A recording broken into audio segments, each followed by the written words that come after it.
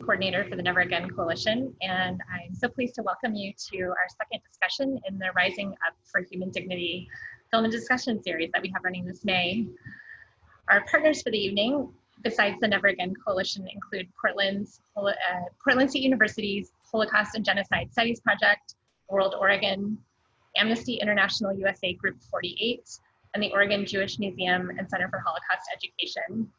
I'd like to again thank the Oregon Jewish Museum for providing our tech platform and Amber Person for providing our tech and logistics support tonight. Our additional partners for this particular film include Americans for Rohingya, Friends of Rohingya USA, American Jewish World Service, Alliance for Peacebuilding, and STAND. If you missed our discussion last week about FIRSAMA, don't worry, you can still see it. Go to our website, neveragaincoalition.org/rising-up. That's the series site. And then there's a separate landing page for each film. You can navigate to the FIRSAMA page and you'll find a link to stream it on PBS Frontline, as well as a link to our recorded discussion from last week. And next week, on Thursday the 21st, we'll be convening again for discussion around the film Sema. We're very excited about that. So please make it if you can and tell others. And if you're registered for the series, you'll be getting a link for Sema in the next few days to watch the film.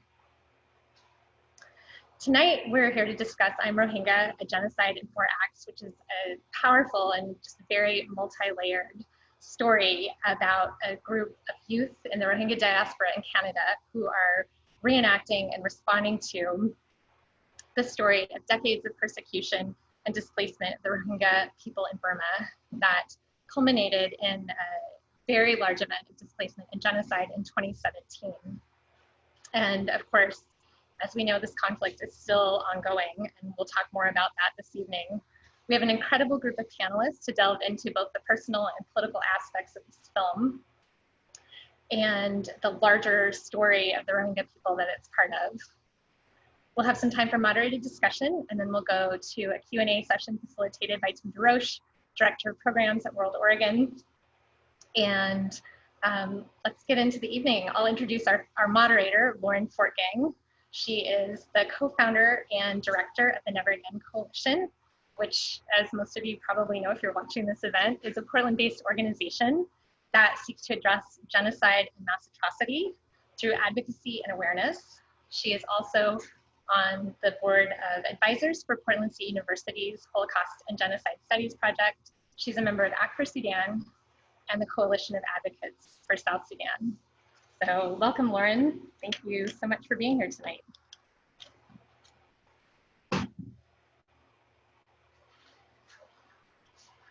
Thanks, Ruth Ann, and thanks to all of you for being here tonight to hear about this film. And I hope that most of you have been able to watch the film. But if you haven't, the link still works through May. So please make sure that you do watch the film. I wanted to introduce our panelists. We have Yusuf Zine. He's a producer, writer, and director of I Am Rohingya, a Genocide in 4 Acts. He wrote and directed the theater production entitled I Am Rohingya. And he is a graduate from Wilfrid Laurier University with an MA in social justice. He also works as a professional actor in the Toronto industry in film, television, and theater. And we have Kevin Young. He is a producer, cinematographer, and director for I Am Rohingya. He started his career as a freelance location sound recordist who has traveled the world with the Discovery Channel and also works freelance on shows such as the Beaverton Canada AM and Trade Center in both the live studio environment and as a post-sound mixer. We also have Ruma Ruma, who is an 18-year-old Rohingya activist with an interest in math and science. After graduating high school, she hopes to attend the University of Waterloo for science. She came to Canada in 2007 when she was 6 years old with her family. Prior to that, she lived in the Rohingya refugee camps in Bangladesh, and she currently is very active and volunteers a lot. She was one of the stars of the play and the film, I Am Rohingya, and she's been invited to many political programs and meetings around the world. Her passion is in the medical field, and Ruma loves speaking for those who are not given a chance to speak up for themselves.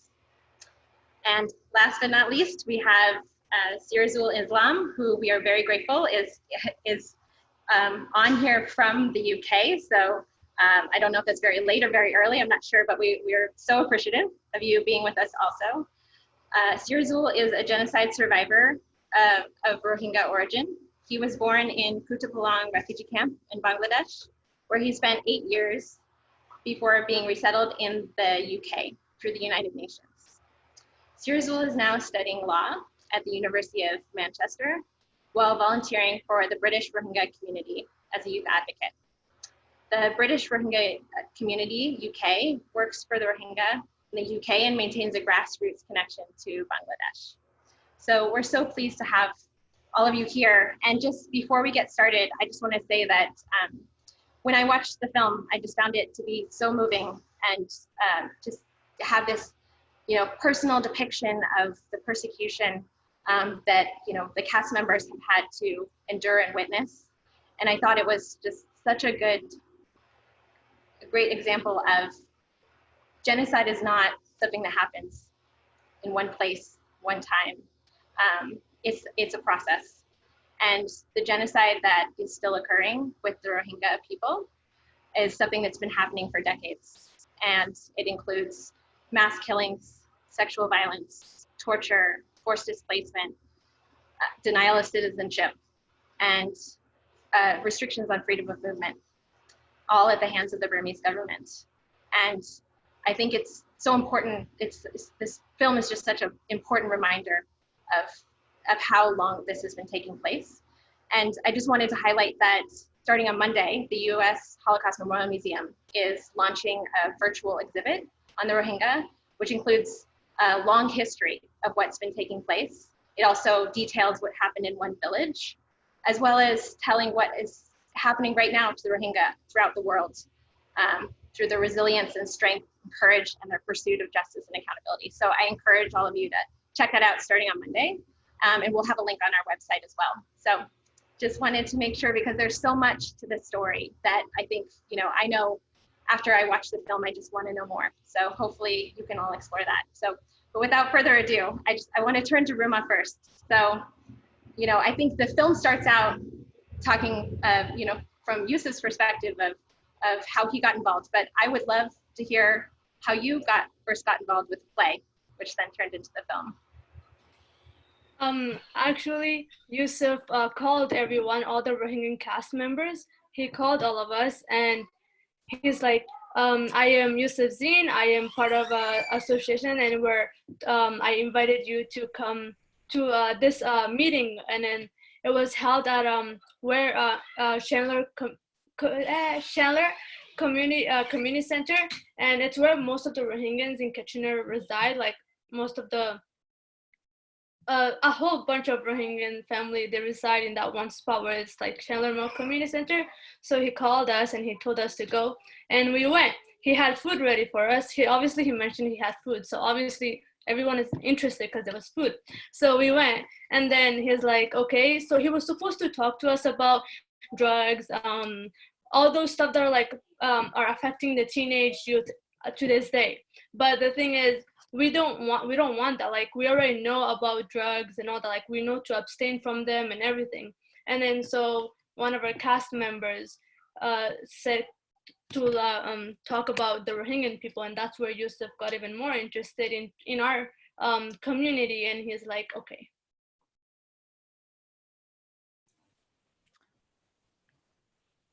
Yeah, it's I guess it's a kind of wild about story how it happened, and yeah, it pretty much happened like that. I was working for a social service organization, and they had tasked me with doing a project with the Rohingya youth. There was a government grant, and they wanted to do workshops, like Ruma said, about drug abuse and mental health support and things like that. And I just thought, before packaging that and just inviting them to come to these workshop sessions, which I didn't even know if it was relevant to them, I thought it would be more impactful to kind of just ask them what they wanted to do, what was a better use of this time and money. And at the time, I knew very little about the Rohingya crisis. My knowledge and education of it came from them and their stories. And then when we met that first day, I met them at the community center, and we kind of just sat around outside, and I kind of threw it at them and said, you know, what do you guys want to do? What's your way of using this government money wisely, or how would you want to use it? And they all unequivocally, from the youngest kids to the eldest, said that we want to tell our story. Like Ruma said, we want to raise awareness about the Rohingya crisis, and you know, day by day, people are dying and nobody knows about it. And you know, I could sense a lot of frustration coming from them, and you know, they could have very well said anything, and we want to do something else, we want to go to a theme park or whatever, but they wanted to do something to help their community. And it was Ahmed who suggested doing a play, and that really excited me because, you know, my background, I was just about to start my MA in social justice, but my background for years has always been theater and has always been performance and acting. And it just seemed like a better use of my role in it, because I could bring something that I had knowledge in. I'm not a social worker or, you know, a counselor in any right. But the idea of mixing their stories in a theater performance just, I think, excited all of us. And that's kind of how we all started. I think it's an amazing thing in the film when you just, and obviously with the play, just to think that you know, the power of what happened just by giving them control over that is just amazing to see. And Kevin, I know this has been a real collaborative effort. You know, you were documenting it in a different way from Yusuf's experience. And I think my understanding is that, you know, there were some other people that collaborated in this, that there was more of the Rohingya community in Kitchener-Waterloo that, you know, that at a certain point got involved. And I was wondering if you could talk a little bit about when some of the other family members kind of played a role in the play and in the film. Yeah, really, yeah. When it started, it was just the kids, and we tried to work with them and get as many stories out as possible. But we knew that, you know, a lot of these stories were coming from the parents. You know, many of the kids were born in the camps and hadn't lived through all of the stories, so a lot of the stories were coming through the parents. It's sort of, you know, we wanted to make sure we were getting facts right and all the stories right. So about halfway through, I think, of our rehearsal time, we before the play, we brought in the parents for a big rehearsal, and we did a run through for them. And before that, we really just, you know, other than the parents picking the kids up after rehearsal, and we would say hi, there wasn't much from the parents. But after that performance, they all broke down, and we had a round table. It didn't make it into the documentary, unfortunately, but we did film the entire circle talk we did with the parents, where they just opened up, and all of a sudden we started to hear all these stories that we had never heard before. The kids even heard some stories that they had never heard before. And I think that's really when it picked up. You know, the parents wanted to be involved as much as they could, from designing, you know, little details on the wardrobe to little things the kids would do that, you know, was a little more accurate. And it was amazing to see that the parents come together, and, you know, they were willing. And I mean, after that, all of a sudden, you know, they wanted to have us over for dinner every time we were there for rehearsal and to talk to us. And they really wanted to be involved. And that's, I think, when we started to build sort of a real relationship, and we were welcomed into their homes, and we saw, you know what, we need to capture this all. So, you know, as things started to warm up, we would go in and, you know, sit down with the parents. And often when you saw the interviews of the parents in the film, we'd have their son or daughter sitting right off camera, almost translating. So it was almost it was a cool experience, actually, to film something like that, to have a parent tell these traumatic stories while their child was sitting there having to listen. But you knew, in a way, it was a sort of a form of therapy where they were able to kind of get it all out, as well as, you know, use this film as a platform to tell the story. So yeah, it was really just a very natural progression of how everyone started to kind of get involved. And by the end of it, we had the whole community almost of Kitchener-Waterloo involved in this production. Thanks, I appreciate that, because you know, you definitely get that idea that the parents are involved with the interviews in the film, but it's wonderful to hear a little bit more of the background in that. Yeah. And I wanted to go back to Ruma, just, you know, with what Kevin said. You know, it's also, there's, you know, footage in the film from rallies that have happened, you know, that were taking place in Kitchener-Waterloo, I'm guessing. And it was something very familiar to me because we have a pretty sizable Rohingya community in Portland, and they've done a lot of those awareness events. And I just had a couple of questions for you, kind of related to this. Is, you know, how did this experience, and like both with the play and the film, did it change, or how has your relationship with both the community and with your family evolved from going through the play? Kind of like Kevin had mentioned, just how it's, you know, these are difficult things to talk about, you know, just even with someone you don't know, but with your family especially. And I just wondered, kind of along those lines, with the community being so involved, the Rohingya community in Kitchener-Waterloo being involved in trying to raise awareness, how has that felt, being someone from in the diaspora now, to try to get people to listen? Do you feel that people are listening? Do you wish people were doing, you know, listening more? And, you know, how do you see your role now that you've had this experience and you've gone around the world talking about this? How do you feel that, you know, what your role is? Hopefully that's not too much pressure to ask you that question, but your role in the Rohingya diaspora and in the community globally. From the beginning, my relationship with my parents in the community has evolved a lot. Like, for example, I used to, like, sometimes I would question myself, am I truly a Rohingya? Like, would I be considered as a Rohingya? Because I had no knowledge, barely any knowledge about my own ethnic background. So after we got involved in the play, when as soon as Yusuf told us to ask, like when we got our parents and everyone together, and they told us their stories, it somehow bonded us like really close, where it's like I feel like I'm an actual Rohingya now. Like I have more knowledge about the Rohingyan background, and like my parents and my parents and my bond with them got even more closer, because obviously they've been through a lot of hardships, so they wouldn't want to burden us by telling their stories on us of like how they've been treated back home and all that. But the thing is, they force themselves to tell us so that we can be educated and know about their past, so we can raise awareness for that. So when they were telling us our stories, like we all shed tears and everything, and that's how our bond got even more closer.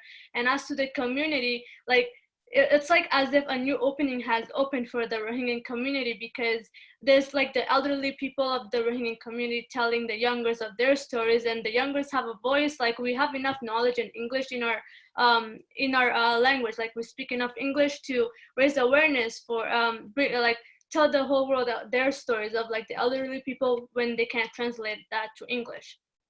And also it has also I would say like doing protesting and all that stuff. It was not only in Kitchener-Waterloo. We went all the way to Ottawa and Quebec to just do the protesting and everything. And when we did a protest in Ottawa, like around 2016 or earlier, people didn't know who the Rohingyans were, right? So they just like went by us. Even one of the little kids was handing out a flyer of what's happening about the Rohingyan people, and then the people were like, sorry, not interested. Like, come on, there's a whole genocide in front of you on a piece of paper, at least learn about it. They were not all interested. And then after that, like we kept on trying, and in Toronto we also tried even more, and we got a little bit of like a knowledge. We told like a little people, only a few people knew about the Rohingyans by 2017. And then wait, never mind, I got the dates wrong. When we started the play in 2015, like when we did our documentation and everything, and as soon as we did our live performance, and all these like audiences came, they were all like shocked by watching our play. So as soon as we finished, like people are saying, oh my God, I didn't know this happened to the Rohingyans. Thank you for educating me. I feel like starting from that on, even though our protesting did help, I feel like the movement of the I Am Rohingya play has made it globally impacted globally, and more people are aware of it. Because usually when it comes to like something like a genocide and stuff, I'm a visual person, so if I were like shown, if I'm not a Rohingya and I would came and watch the play, I would like be like mind blown, like whoa, like this is what's happening. And I think that's how it is.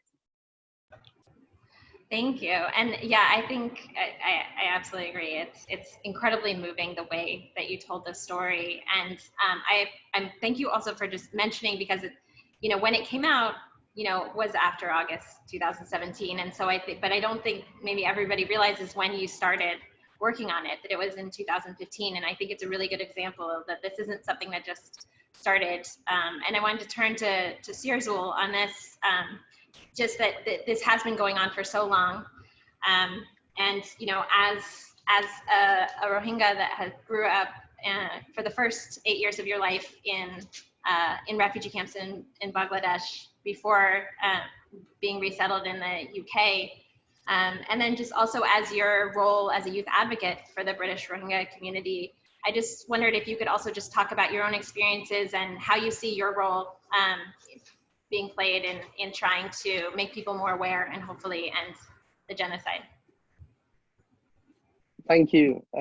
I'd just like to start off by saying it's a pleasure being here, and the I Am Rohingya movie was excellent. And if anyone hasn't seen it, and they should see it, because it demonstrates the plight of the Rohingya people wonderfully, and how the diaspora communities have been keeping up with it.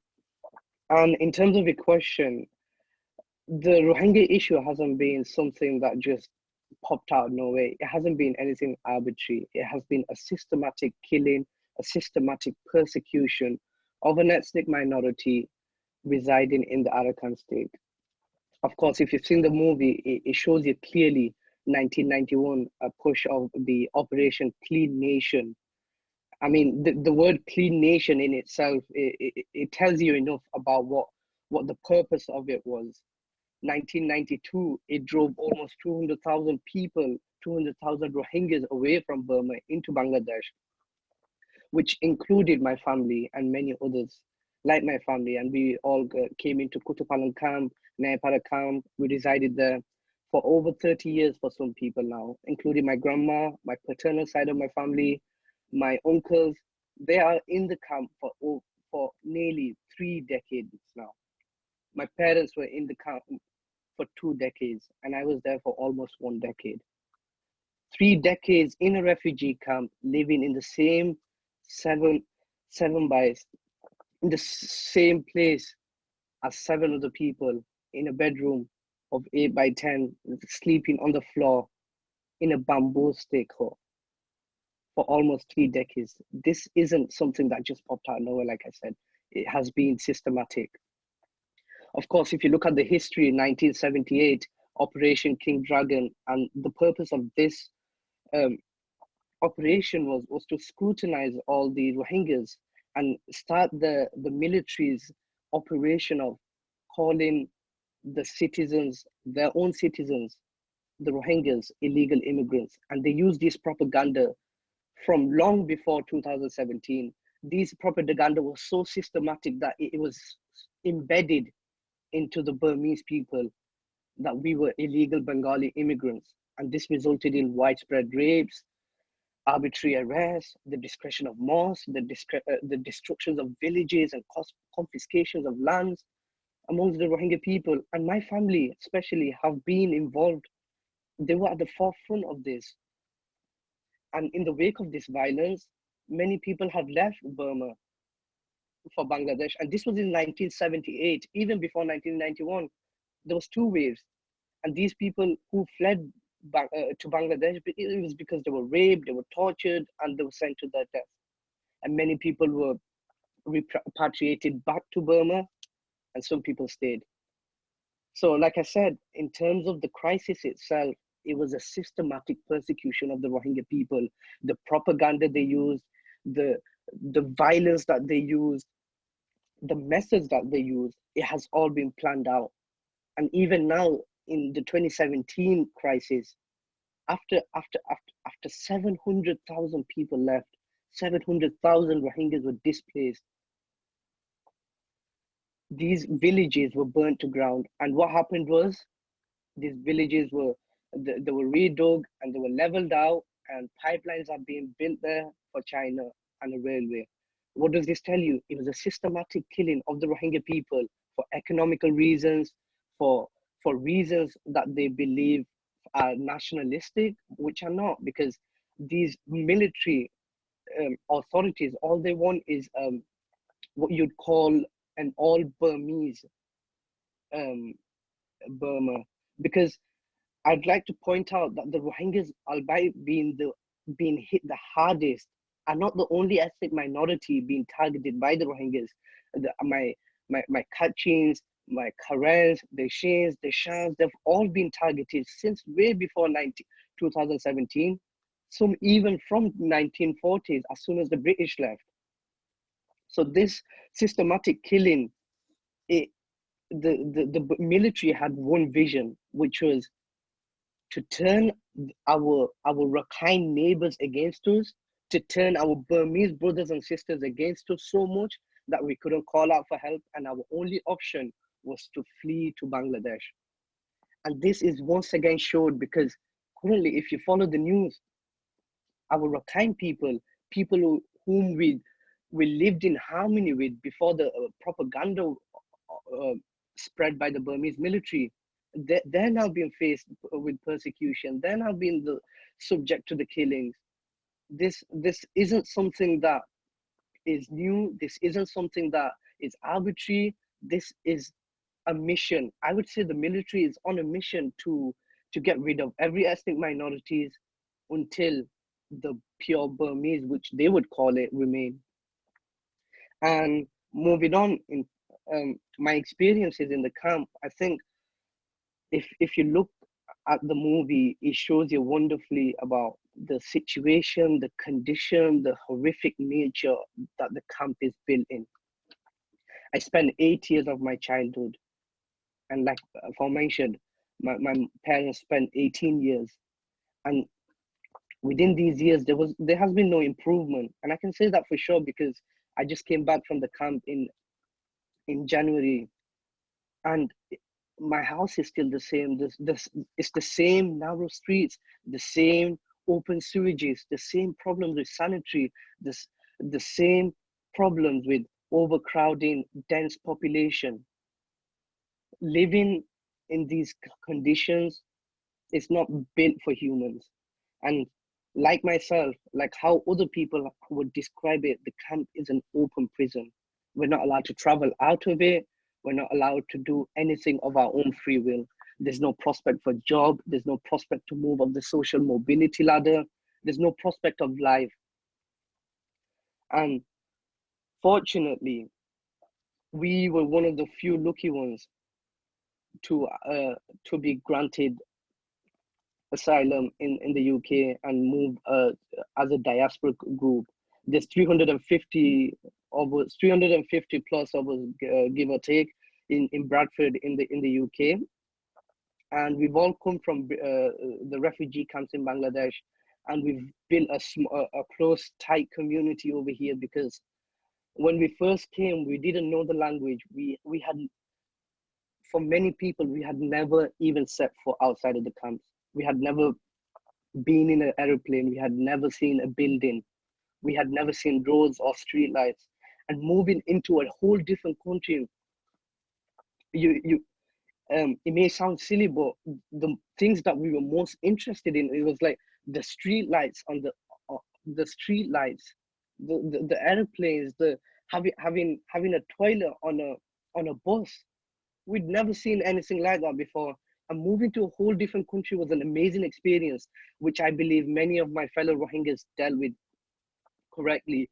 We integrated with the British community. We integrated with the South Asian community. We did everything we could to improve our life because we were given the opportunity to. And I'd like to use this moment to say there are over 400,000 teenagers in the camp right now. And if everyone is given the same opportunity that the people in the diaspora communities are, these opportunities we're not asking for something big, something remarkable. We're just asking to be treated like a human. What to be treated like a human means our human rights. What does that include? The right to shelter, the right to education, the right to medication. You would see the amazing and remarkable things that we as a community did because we were given these opportunities. In the UK, we have doctors, lawyers, engineers, we have cricketers, we have footballers, we have people from all walks of the life. Look at Ruma, look at Ahmed from Canada. These people are remarkable, and we have this. These people are from the Rohingya community. This goes against the very nature of the propaganda that the Burmese military used, saying we could not cohabitate with the Rakhine people. We were not human-like. We were the ones causing the fight, which is very untrue. Because we proved to them, because our host community gave us a small chance, we did everything we could with it.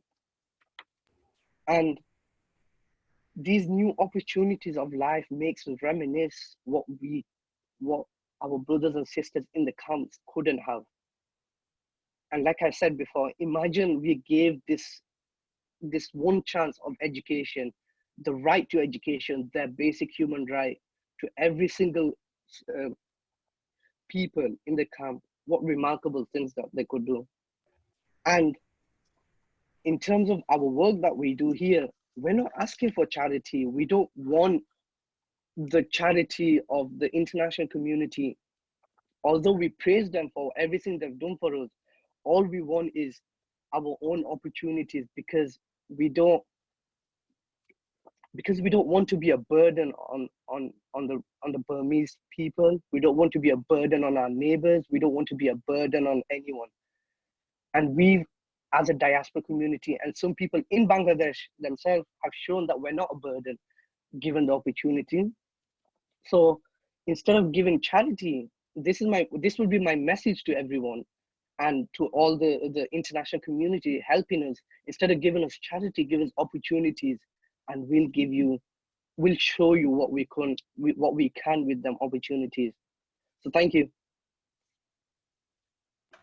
Thank you so much. And that was it's a great example of just how much there is to really understand how far back this goes and what has taken place for your community. And I'm so glad that you brought up the teens in the camp, and that you and Ruma are both incredible examples of when people are given the opportunities. And I was in the camps in December, and I agree. It just the idea of if every one of the people there had the opportunities, what the world could look like. And I think that that's why the film is so powerful, because I think that showing that with Yusuf, with you really putting this into the hands of the youth and seeing what they could create, and then what you said, Ruma, about the difference that you saw in your community, not only in Kitchener-Waterloo, but in Canada, and in everywhere you went, and people saw this film, and people really connected on a personal human level to really start to care. And I think it takes things like this to really get people to care about the issue and to take action and hopefully get more people involved. And I just wanted to go back to Yusuf and Kevin, because I think that there's something very special about the mediums that you use, both in theater and in film, to tell a story like this. And I just wanted to give you both an opportunity to talk about, the experience you had with this, and how you think that, these types of mediums can help a story like this and help further raise awareness and make a difference. So either whoever wants to go first. We can go back and forth. Okay. Yeah. We have things to say. I mean, it's no easy feat to try to tell not just one but multiple stories of a genocide through theater, let alone film. And I mean, for us as filmmakers, it was the greatest lesson we could have had in terms of how to tell a story. But also, I learned a lot in terms of activism and the impact this film has had when it comes to literacy about the Rohingya genocide and action, not just with the audience members who engage, who came to the live performances or who came to see the film, but also with the actors themselves. Ruma is one out of 14 examples of cast members who have gone on to do incredible things and become advocates for their community. And when Kevin and I first kind of walked into the community as outsiders, really what we saw and what the kids kind of expressed to us was that they didn't feel like their voice was being heard. And I know in the community, as it is in a lot of South Asian communities, it's very much an elder-based community where it's sort of the elders who are the knowledge keepers and the knowledge makers, and they're the ones who kind of guide. At the time, we're guiding the activism, and the youth were kind of just following them to protests and things like that. But I think what's been amazing with this project, above all, is that this was their idea. This was a project that they came up with. It was their idea to come up with the play. I was just lucky, for Kevin and I think it was just right place, right time. We had the skills as a playwright and cinematographer to kind of bring it together, but it was their idea. And look how many waves. I mean, it's now how many years later, 6 years almost since we started the play, and we're still being able to talk about it. So I think it's something that in terms of theater, in terms of art, really is unique to other forms of activism, because I mean, personally, that's why I've always fallen in love with theater, because it's so intimate. I think it's one of the most intimate forms of artistic expression you can engage in, because you can be, directly in front of your audience member. And it's a two-way. A lot of people assume that theater is just, it's the actors talking and the audience listens. But historically, theater has a history of a two-way communication. Shakespeare's plays, when he was doing them at the Globe Theater, was very much audience involvement. That he would ask the actors, would ask the audience to shout things out. When Romeo is considering whether to talk to Juliet, he asks the audience and they give their thoughts. And so it's always had this, it's always, to me, been inherently intimate, but also political. I mean, there's so many incredible examples of theater productions that have been used for political advocacy and social activism. So for me, it was the first time seeing Rohingya narratives on stage. And, when I heard them expressing the frustration that their voices weren't being heard, the solution when they said theater just seemed so clear. It's the most direct way to get in front of the people you want to talk to, which for them was the larger community they were living in, and pour their heart out and tell their story. And that's why in the play, you'll notice the theater space that we picked. It's not a traditional theater space where it's an elevated stage and the audience is kind of separated. The main stage area is the same level as the audience, because we wanted the actors to be as close to the audience as possible and walk up and down the stairs and get close to them, because it's a hard, as everyone's expressed, these are very difficult stories to hear, let alone see. But what kind of kept us going was the kids never backed down. I mean, they were the ones doing the hard job. They were reenacting their own harrowing memories from the camps, from their parents' memories of fleeing the genocide in Myanmar, in Burma. They're the ones who had to go through it and relive it night after night, and in rehearsal for 9 months. So as the directors, we don't have the right to back away from that, or to say this is too much, we're gonna tone it down, and neither does the audience. I always say before we do a screening that once you've watched this film, or once you've seen this play, you have now become a witness to genocide. And that comes with a responsibility. When you become a witness to a testimony of genocide, you are now, in my opinion, you become implicated in it.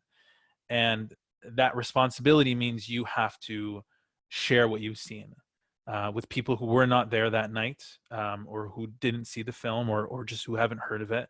You now have that responsibility. Just as the kids felt like, or the Rohingya community feels like it's their responsibility to be advocates for their people, it now becomes our responsibility to take that burden and share it with them. You know, we become allies.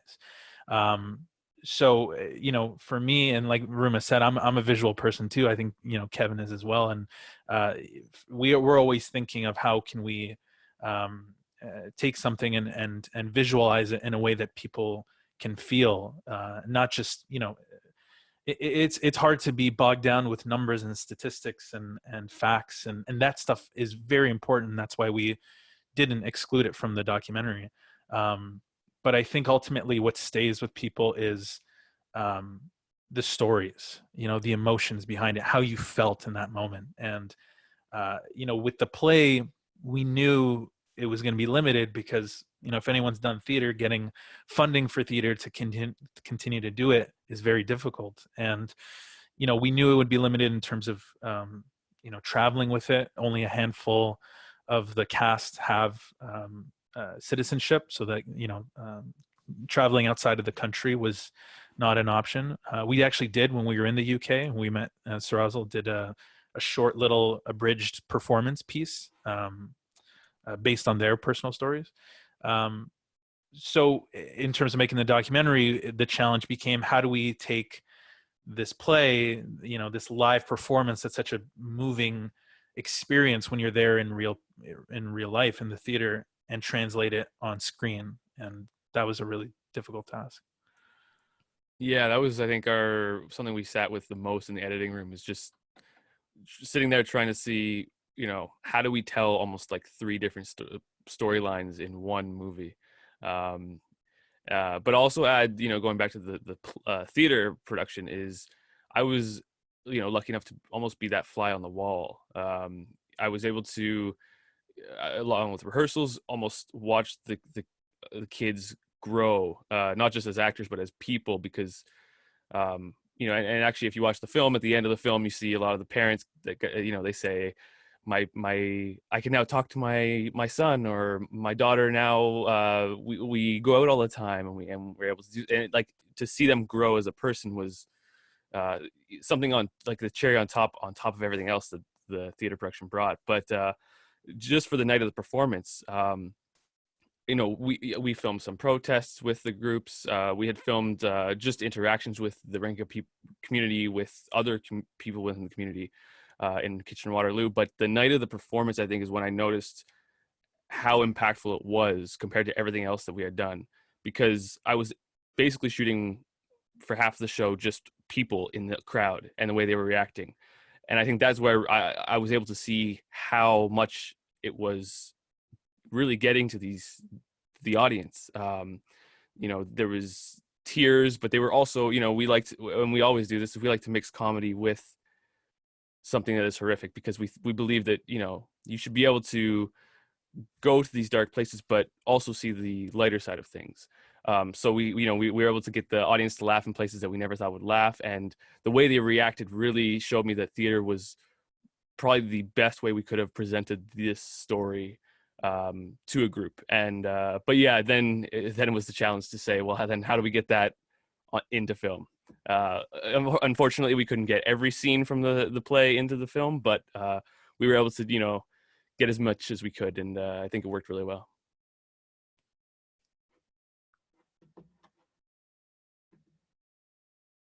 Hi, Lauren. So this is sorry. So yeah, I was gonna say, I want to send it over to Tim, because I want to make sure we get some questions from everyone that's tuning in. And then Tim, I want to make sure before we end the night to give all the panelists an opportunity just to, if they have any actions that they really want people to take on this issue. I want to just give everyone that chance. But first, I want you to get some stuff from the audience. Great.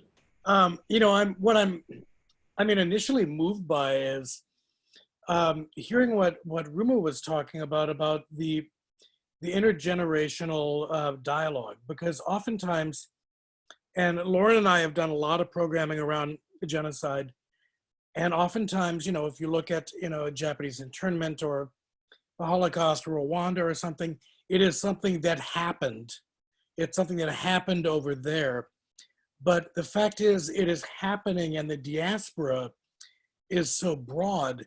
But what, pardon me, what amazed me was hearing the intergenerational conversation, because oftentimes with mass trauma, the generation that went through it doesn't want to talk about it. The next generation is really trying to figure out, you know, why the previous generation acts the way it does and doesn't want to talk about things. And then that next generation becomes extremely politicized.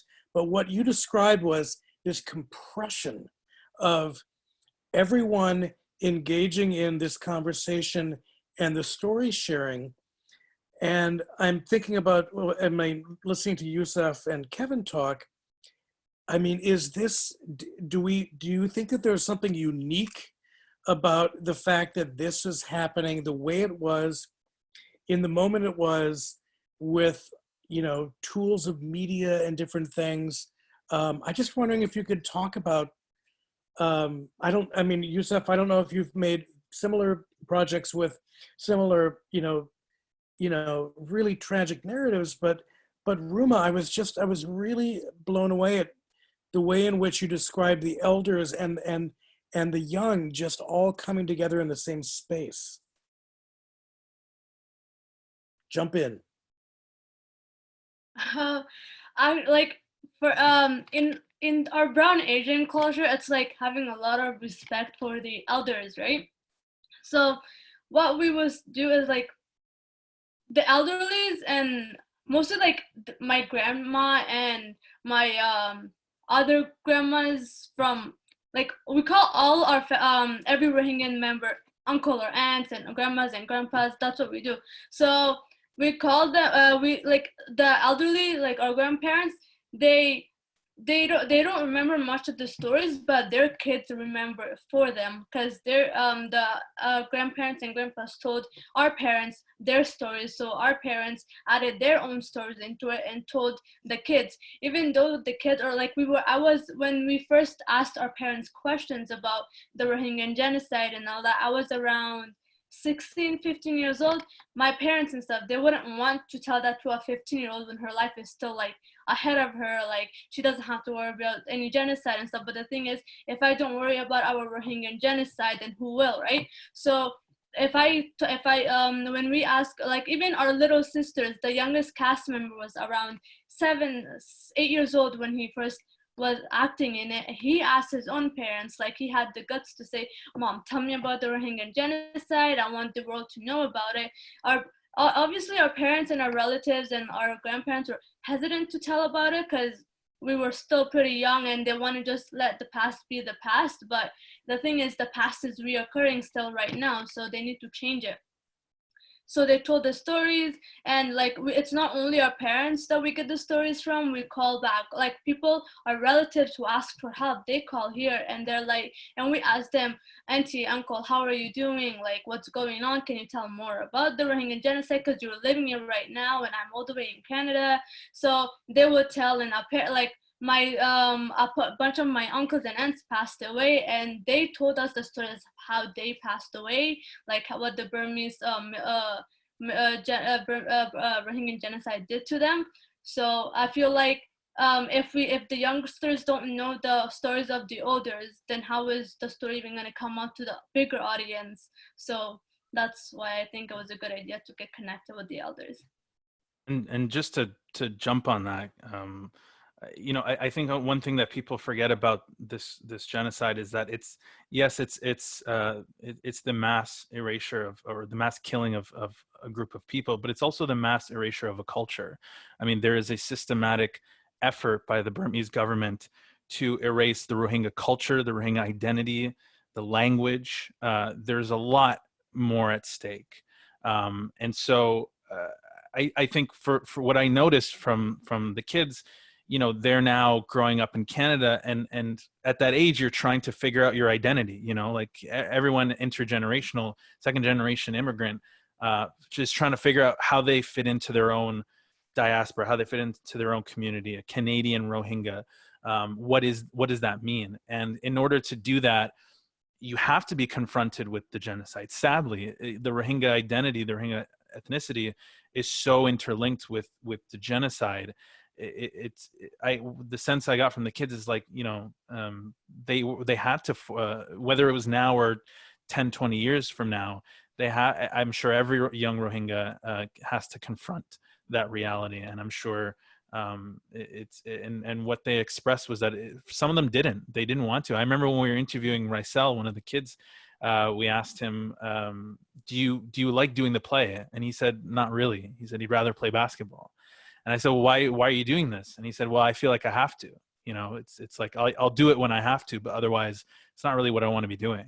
So I think that speaks to you know, their struggle.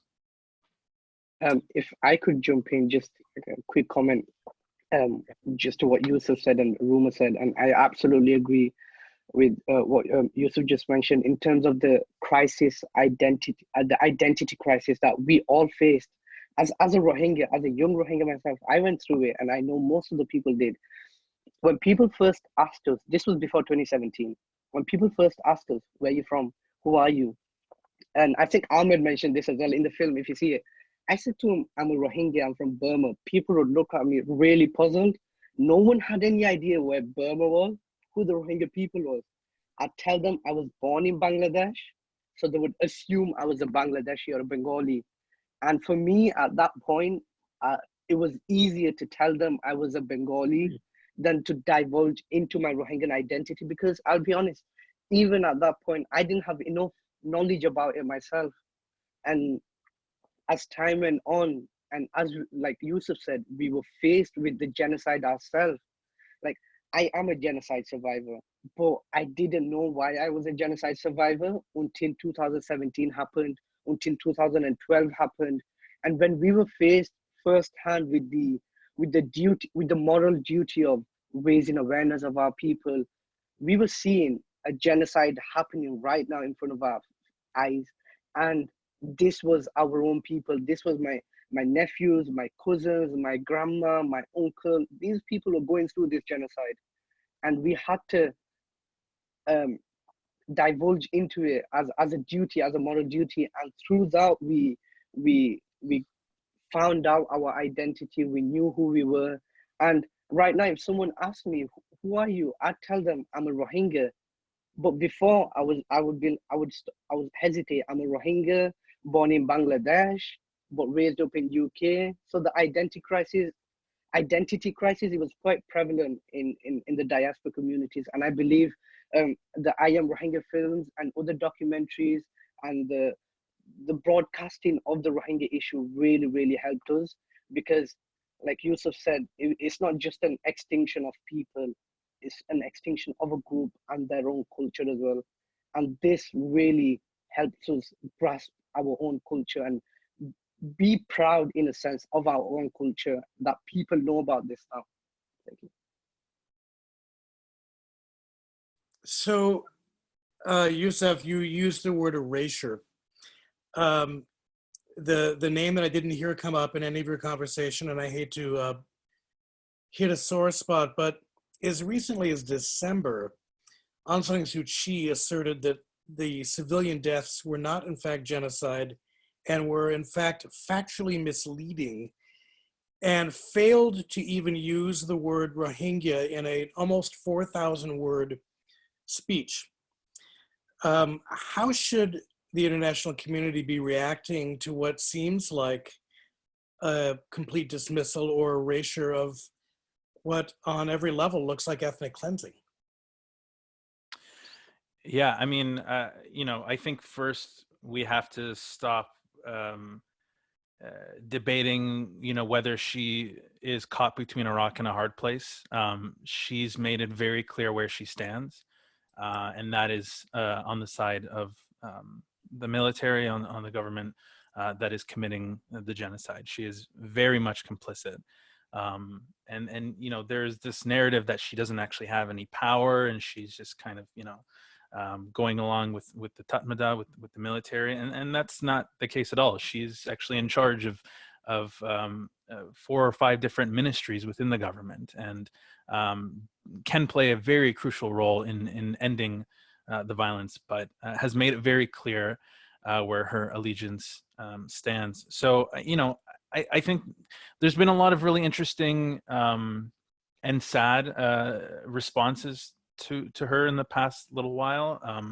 Most of them symbolic. Like, I know in Canada, you know, we stripped her of her honorary citizenship. There's a movement to strip. I know somebody mentioned in the Q&A questions of stripping her of the Nobel Committee, stripping her of her Peace Prize. You know, I was just in, we have a human rights museum here in Canada in Winnipeg, and they have this wall of pictures of luminary social rights leaders, and her pictures there. But they actually, you know, after 2017, there was a light behind each photo, and they turned her light off and put a little placard sign next to her photo explaining why they turned her light off and what's happening to the Rohingya people, and that they will be removing her photo. So, you know, those are really, I think, very important movements, and you know, but at the end of the day, they are symbolic, and they do not seem to be, you know, swaying her in any way. You see her speech recently that she gave, and she is just completely doubled down on everything, and you know, and so I think there needs to be a lot more international, not just pressure, but condemnation of what she's saying, what she's doing, classifying the situation as a genocide. You know, there's been a lot of people dancing around the G word because, you know, the responsibility comes into play, R2P, which is an actionable, you know, movement where, you know, it's now the responsibility of the international community to be involved in this. And so people are not ready to kind of call it what it is. But I think it has to start there. And when you start appropriately labeling this crisis as a genocide, you then look at well, who are the key players now? Who are the ones perpetrating it? Who are the genocidaires? And, you know, you have somebody who is the de facto leader of the country who is denying violence, you know, indirectly or directly, however you want to see it, spewing hate speech. You know, it wasn't too long ago that her own ministry was calling reports of rapes happening in the country fake rapes. You know, and now it's you know, and it was the same kind of arguments we saw when, you know, when in Trump's early presidency, where it was violence on both sides. You know, it was, yes, there's violence happening, but you know, claiming that the Rohingya are, you know, are committing violence as well. I mean, it's pathetic.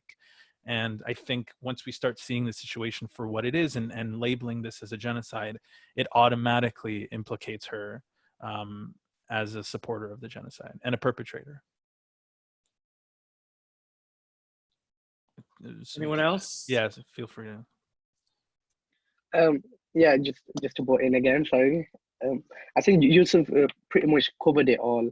And the point I'd like to emphasize, like he said, is that a lot of people are jumping around the genocide with the G word, but we have to look at it. It is a genocide. It is a genocide of a whole group of people. And it's not just me saying it because I'm a Rohingya. It is legally binding. The UN has declared it a genocide for over 2 years now.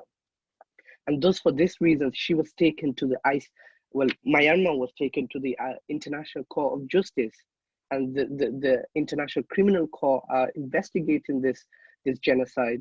So we have to look at it in terms of legally, it is a genocide, and in terms of whether, going back to your question, whether Aung San Suu Kyi, does she have any power? Absolutely, she does, because her choice, she chose to defend Myanmar. She chose to defend Burma at the International Criminal Court of Justice. She was the lead attorney, and when you do that, there is no ifs or buts. There are no gray areas. It becomes black and white. She showed us, like Yusuf said, which side she's on, and it is really sad because she used to be what we would call a beacon of hope. When she was under house arrest, many of the Rohingya people ourselves, we actually demonstrated for her to get released because we saw her as our savior, if you will. And her father was a huge part, played a huge part in the independence of Myanmar. And for her to go from that position of that high to disappoint us so badly, it's really the most, is really disappointing, and it hits us Rohingyas the hardest because we actually saw her as a beacon of hope, and we wanted her to become the leader, the next leader of Burma, because we saw that she was fighting for freedom. We saw that she was going to give the Rohingyas our own rights, but she just flipped on all that. And to emphasize my point, let's make sure we call it a genocide, because this is a genocide. And these fake allegations of what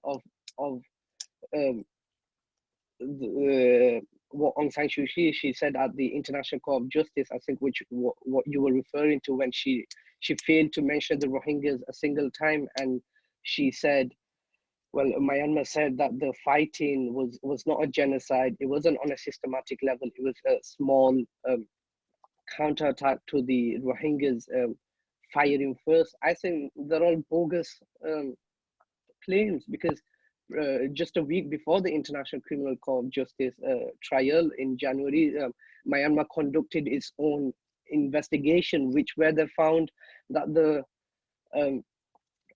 killings were they were answering back to the Rohingya people because they fired first.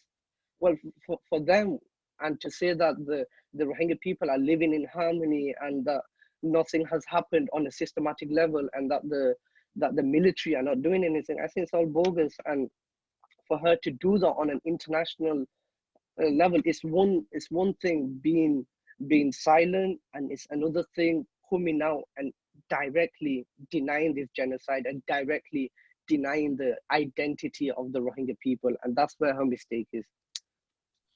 So to go back to David's question about stripping her of the prize, does it help for the broader public, all of us, to initiate a strong plea to the Nobel Committee to at least censure her behavior and her speech? I mean, Yusuf mentioned this before. It's all symbolic, isn't it? What we need is direct action right now. I mean, the crisis has been going on for so long. My grandmother has been in the camp for 30 years. These people have been in the camp for 30 years. And stripping her of her Nobel Peace Prize is symbolic. We need more action. We need more condemnation.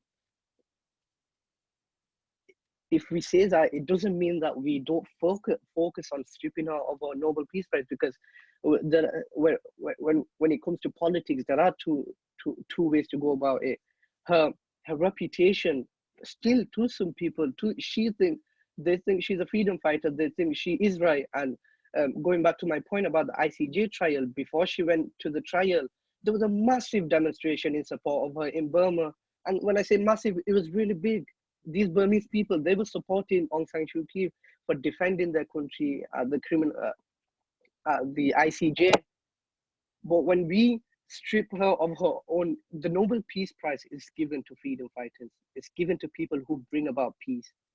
The Nelson Mandela, Desmond Tutu, they all hold it. And something so symbolic, something that's, I don't think she should be associated with these people. And these previous Nobel Peace Prize winners, the laureates, they've come out and condemned her themselves. I think that's the most important point. They've condemned her, their colleague.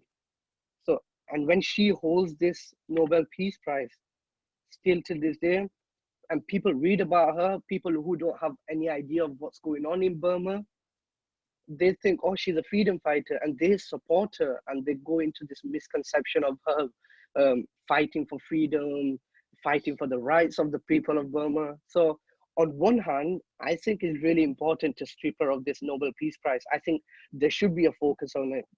Like Yusuf mentioned, Canada stripped her of her honorary citizenship. Universities in the UK have stripped her of the honorary degrees, and many people condemned her. And this comes about with showing people who Aung San Suu Kyi really is right now. She's not a Nobel Peace Prize winner anymore. However, saying that, we need to focus on more things that are actually physical, tangible. We need to focus on the ICC trial, where we get the Myanmar military, where we get Aung San Suu Kyi on trial for the murder of our Rohingya people. So I think it goes about both ways. Ruma, anything to add?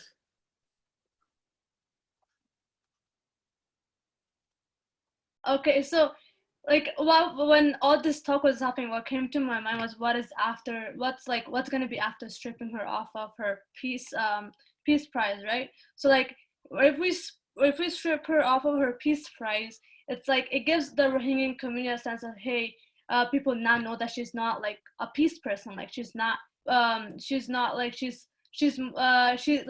deserve her title of being like a peace prize winner.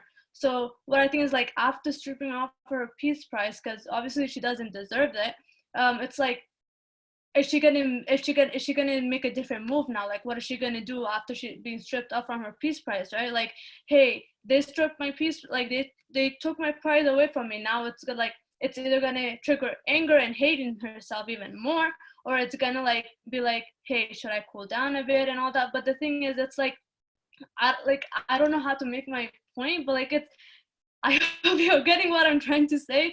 But like it's okay, let me see how do I word. So like if even if the prize is stripped from her, what if she doesn't change her ways? Like if she still tells if the genocide is still happening, but the peace prize is away from her, we haven't really done our job, because yeah, her prize is gone, but the genocide hasn't stopped. So we have to like do more than just strip her peace prize away from her, like make actual physical movements that's gonna like make her step down and say claim that Rohingyans do exist, and that Rohingyans are like, I made them go through a genocide and I regret my actions. Like something like that should happen.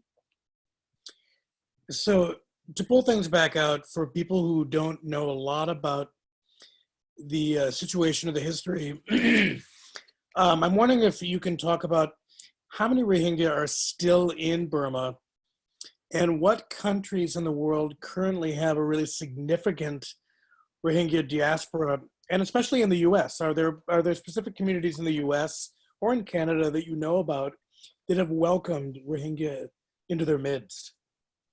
Yeah, I think the thing that I tell everyone that asks me about Rohingya people as a diaspora community is that the Rohingya people, we as a community, were so tight-knit that we almost probably know everyone in diaspora communities. For example, in Canada, there's so many families that I grew up next to. There's so many people that I know and my parents know. When my mother, she was watching the I Am Rohingya film, and the people and the parents from there, and my mom was like, oh, I know her, I know him. And they were from the camp. So it's amazing how close our community is. In terms of the significant diaspora communities, of course, Bangladesh hosts just over 1.5 million, 1.3 million people since 2018. People still left in Burma. There are over 300,000 Rohingyas still left in Myanmar, and most of them are in IDP camps. Another community that holds a big sway is Pakistan, Saudi Arabia, Malaysia, Dubai. These all host over 100, for example, Malaysia, 150,000, and Pakistan, 350,000. So our people are really spread all over the global community. and diaspora communities that we know, and I think Ruma would agree as well, in the US, Chicago, Texas, all over the US, all over Canada, Quebec, Toronto, Vancouver, UK, Northern, where in the north, there's some communities in London, in the capital. So yeah, our community is really, really widespread. It's everywhere. So we're going to round out a little bit here. We're getting up toward the end of the program, but we've got a question from Greg. For good reason, the camps in Bangladesh get a fair amount of attention. In sharp contrast, the Rakhine State gets fairly none. So do you still have contact with people in Rakhine State? And then to bring it up to the present, can you comment on the situation there, especially in light of COVID-19 and the internet shutdown? I think I'll go first again, and then Yusuf, Ruma, all the panelists can add anything they want. In terms of the Rakhine State itself, the fighting is still going on. Well, it's not much of a fight if one team has the whole military of Burma, and then the other people, the armless, they have nothing. And just on Wednesday, there are continuous. I could go around with all the list of the headlines, the killings, the phone calls that I've had. These people are being killed constantly every single day. I mean, it's really easy to Google, and if I go through the killings, just from after the ICJ trial, I'd be here all night. When after the ICJ trial, the judges unanimously handed out the preliminary actions where they told Myanmar to cease fire. They told Myanmar to stop killing the Rohingyas in Arakan, in the Rakhine State. What happens? 2 days after, 9 people get shot. These Rohingya people are dying of shell fire. They're dying of arbitrary arrest, torture every single day in the Rakhine State. So just because the focus is on the camps itself, don't be mistaken to think that the Rakhine people, that the situation in Arakan has settled. It hasn't. Like I said, just on Wednesday, so which was 2 days ago now, 9 people died of shell fire. And in terms of Bangladesh, the camps, I think, is so densely populated in terms of COVID-19, which really exacerbates the situation. And having an internet restriction is really, really horrific, because there are 3 things to consider. The first thing is that these people have no way, most of them have no jobs, nothing to do all day. Internet was their only source of entertainment. The second thing is internet is the source of communication.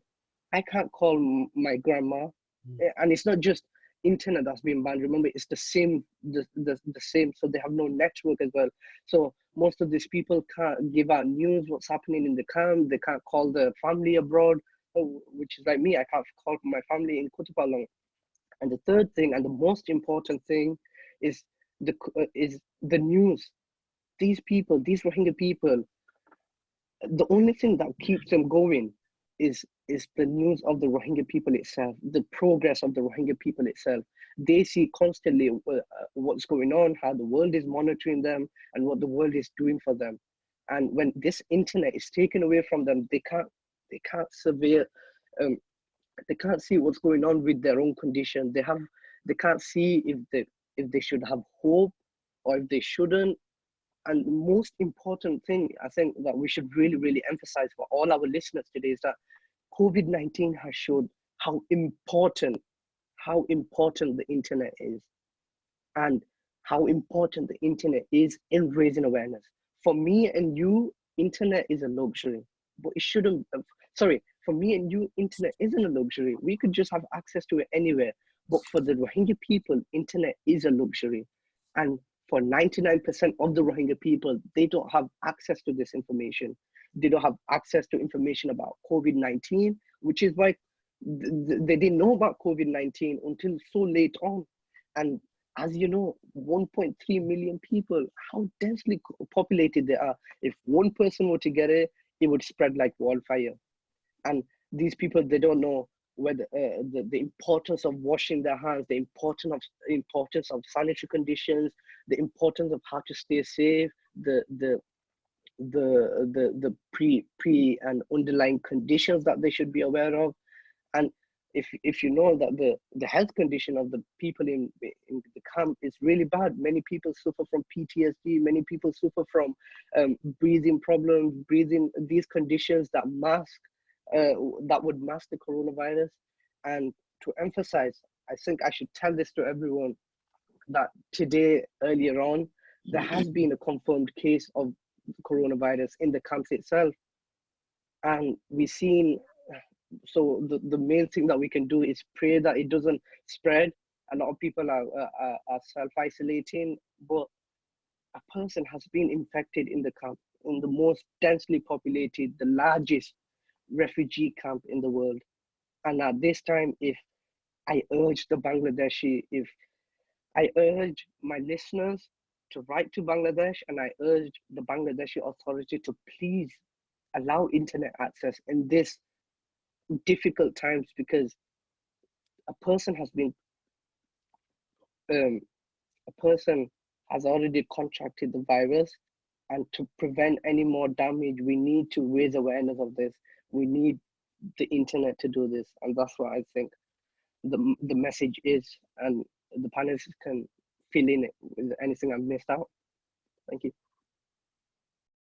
I mean, I won't add much because you said everything really incredibly well, and yeah, it was like Sirazul said, it was today, just less than 24 hours that the person, somebody in Cox's Bazar, contracted COVID-19. So it was, I think, really heartbreaking news, because I think a lot of people, when COVID emerged, immediately everyone was hoping that it wouldn't hit the camps, because as Sirazul described, it's like a time bomb. You know, it's one person gets it, and it's going to, you know, and hopefully not, but like you said, it's the most densely populated place in the world, with already very little access to proper healthcare and resources. And even in Bangladesh, I mean, they have you know, percentage of respirators for the amount of hundreds or, you know, thousands of people who have contracted the virus. They're already ill-equipped for, you know, the entire country. And now it's I think a huge heartbreak for that news. I think a lot of people were just holding their breath, hoping that wouldn't be the case. But you know, we continue to keep the community in our prayers and hope that it doesn't spread, and that they're able to quarantine as much as you can.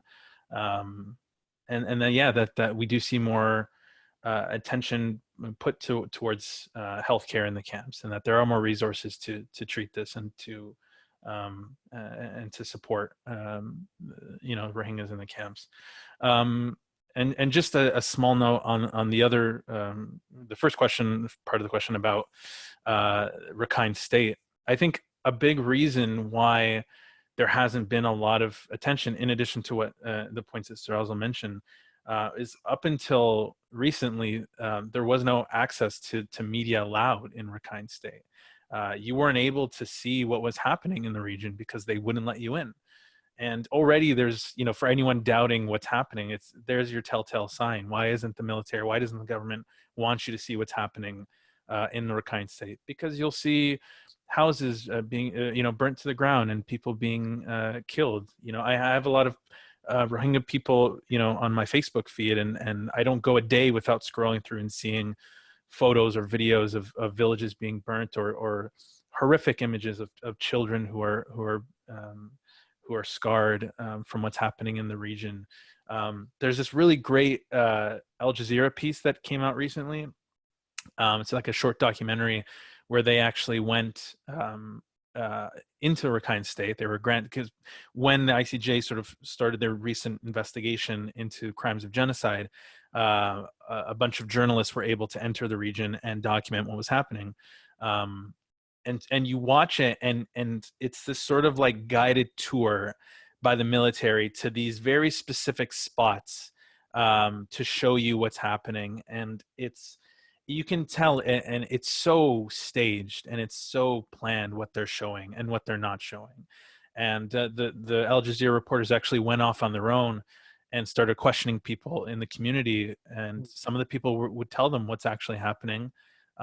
Some didn't because of fear of retaliation, but for anyone who has a shred of doubt to what's happening, and a shred of doubt that this isn't a genocide, I highly recommend, in addition to the film, watch this short piece by Al Jazeera, because it has all the telltale signs of a military regime covering up a genocide. Can I add something to it? Absolutely. Okay, so even now, as you are, the genocide is still going on. So people are still trying to flee, even in the middle of this coronavirus pandemic, right? So just a few days ago, my parents, they got a call saying that some of our cousins are like trying to go to Malaysia, trying to go to Indonesia and other countries to escape, even in the middle of the coronavirus. But the thing is, they're being shut down. Like, you can't enter the city, you can't enter the country because coronavirus, you can contract it, you can have it, anyone can have it, and they don't want coronavirus coming into their country, right? So even if that's going on, and also about the internet situation, we have to know that in Rakhine State and even in Bangladesh, in the camps, it's not like Canada and UK and everywhere. It's like they don't have their internet modem inside their houses. They have to go to a far place just to get connection.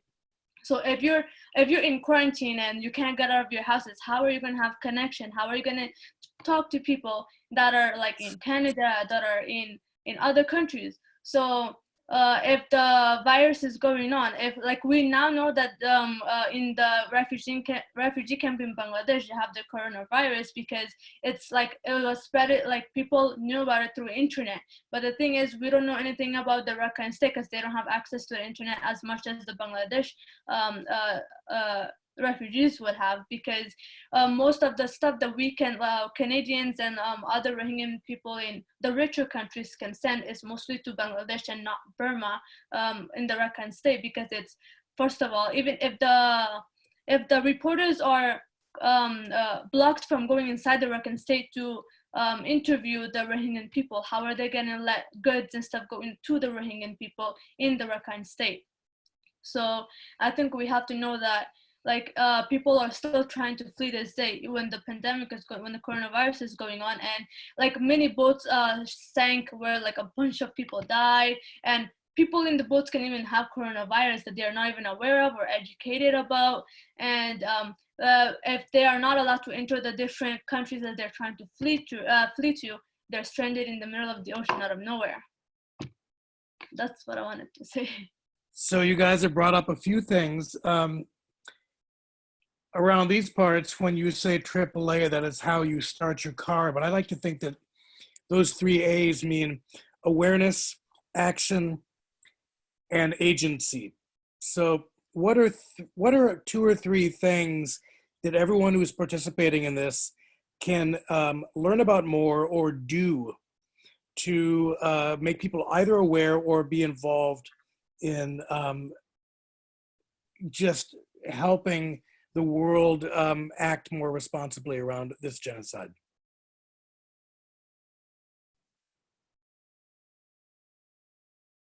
Oh, don't jump all in at once. Yes, Russell, you go ahead. Okay. Yeah, thank you.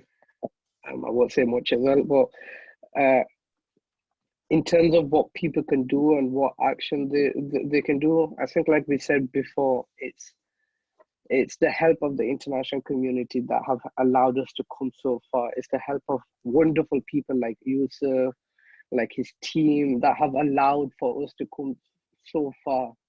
I think the best action, the AAA thing that you mentioned is amazing, because awareness, action, and agency, the best action that people can take is raise awareness of the situation, of, because many people still till this day don't know who the Rohingyas are, where they're from. And we need, I think just like the I Am Rohingya film did, we need more media outlets of creating documentaries, creating and showing this the lives of the people of Bangladesh, the people of in the Arakan state, and the people in diaspora communities, highlight the lives of the Rohingyas themselves, because we've all lived wonderful lives, and people from all walks of life, and we have amazing stories to tell. And only through this, I think, it will raise enough awareness for us to create an impact.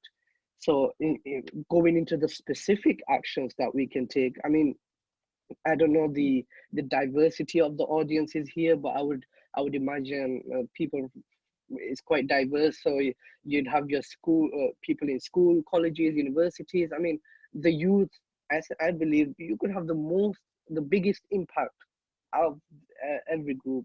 Go to your universities, go to your colleges, go to your schools, talk to people about it, create projects, reach out to Rohingyas. I would help you. I think Yusuf would, Ruma would. Like one of the first things that I did straight after the 2017 genocide was that I straight away created a campaign in my school, in my secondary school, which you guys call high school, I think.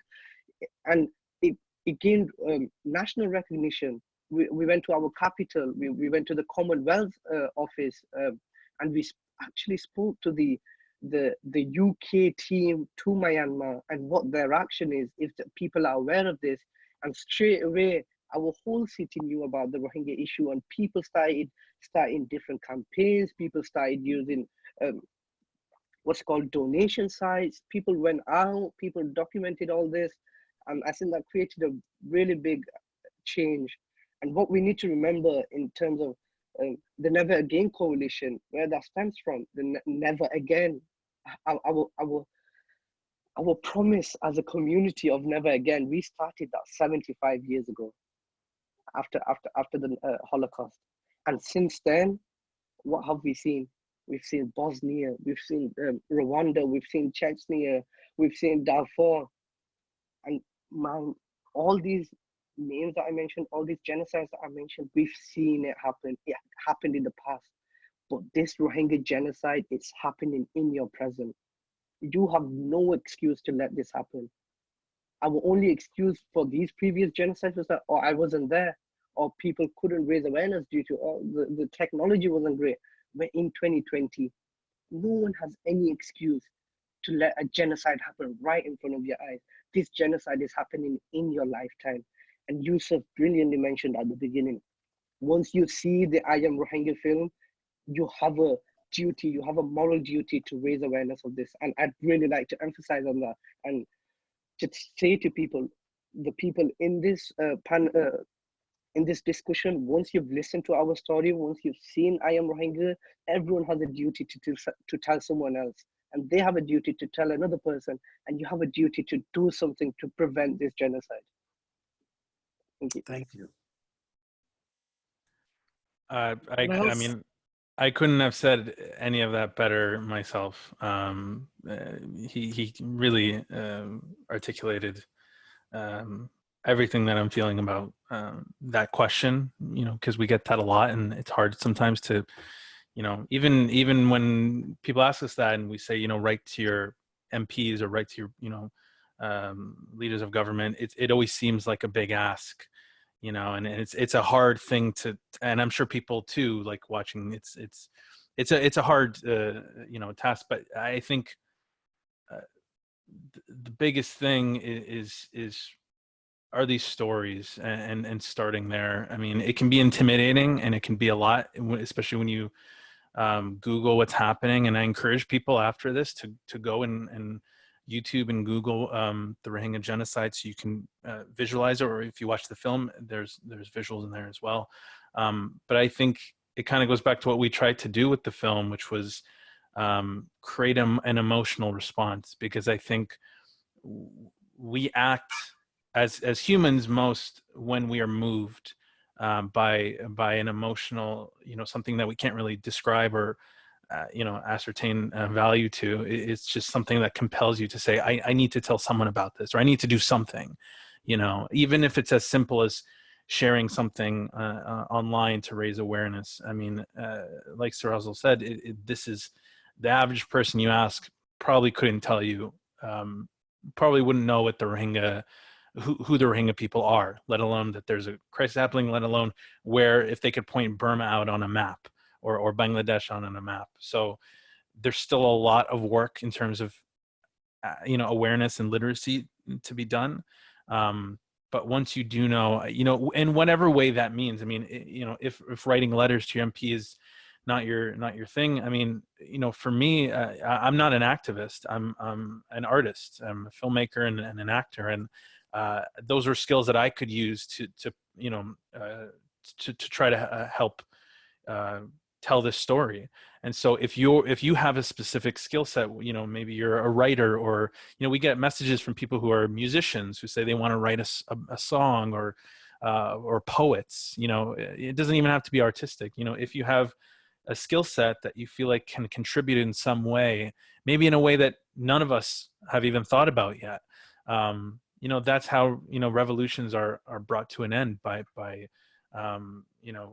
somebody or a group of people finding the solution, or coming together to figure out the solution. So in whatever way that means to you, but I think what everyone here is trying to emphasize is just engage with it, don't turn away. And we actually have a line in the film where one of the actors says, I know this may be hard for you to watch, and I could skip this scene, but I won't, because this is happening right now. And it's our duty to not look away. So at the very least, don't look away.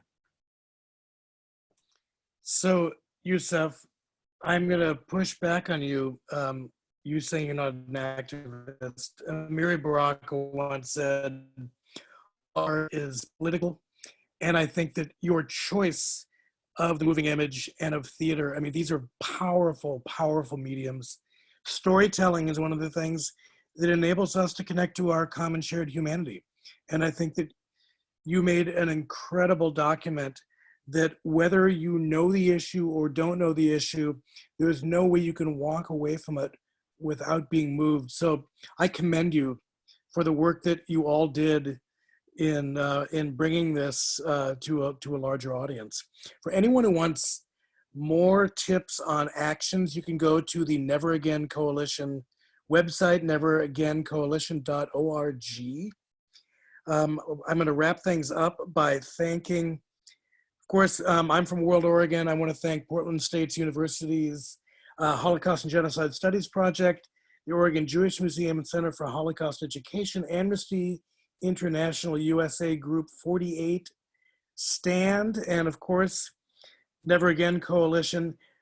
Also, this wouldn't have been possible without Interspeak Media. Thank you very much for letting people watch this incredible film. Also, Americans for Rohingya, Friends of Rohingya USA, American Jewish World Service, and the Alliance for Peacebuilding. And with that, Lauren, are you taking it out, or are we all done? I think we're all done. Thank you all for being here. Thank you. Thank you. Thank you Thank all. you so much to Lauren and Tim and Ruth Ann for making this happen. And, in a time where people sometimes their focus goes to other, issues in their life, to bring the focus back to, what's really happening in the world. So thank you for the work you do and for having us. Thank you Thank all. you. It was a pleasure to have all of you on, and thank you for all of your work. It's Thank wonderful. you. Thank you. Thank you for having me.